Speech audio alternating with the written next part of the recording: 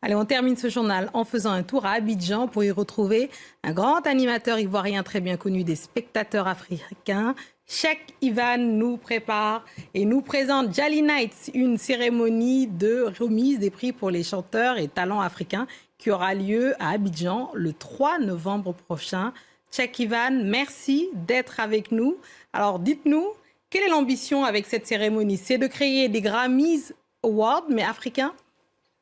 Merci de me recevoir déjà. Je pense que c'est très bien résumé, effectivement. L'ambition, c'est surtout de mettre sur pied une sorte de référentiel sur le continent, une sorte de baromètre qui permettrait de se faire une idée un peu plus précise du dynamisme de la création ou de la créativité musicale sur le continent, qu'il s'agisse des 5 régions du continent, au nord, le sud, l'est, le centre et l'ouest. Alors, la liste des parrains déjà du jury est impressionnante. Youssou N'Dour, Didier Awadi, David Tayoro, Adja Keita, entre autres, hein, je ne vais pas tous les citer, pour livrer 23 récompenses et un trophée hommage. Et le plus important, peut-être, il y aura un vote du public. Comment ça va se passer concrètement?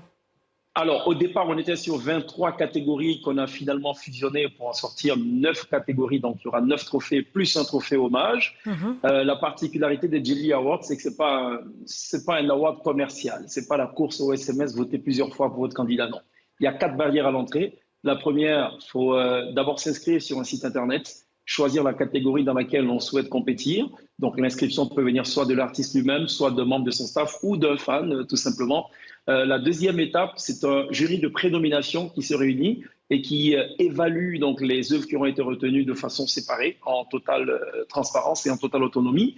Donc, à la fin de ce deuxième process, on retient les 10 scores les plus élevés. Ce sont ceux-là qui seront donc les prénominés.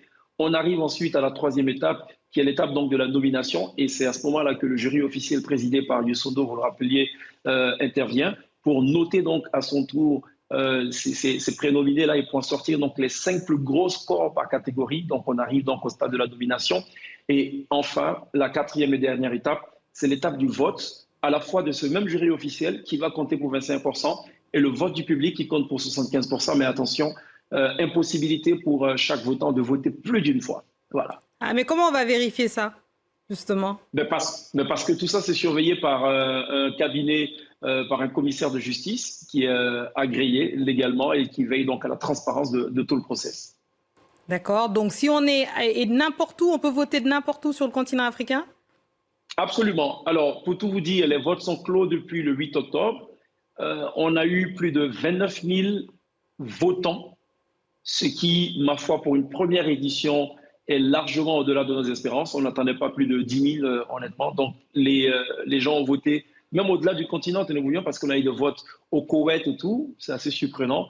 Voilà. Mais c'est aussi ça l'avantage du digital. Ça permet donc de cartographier ceux qui votent, où est-ce qu'ils votent et comment ils ont voté.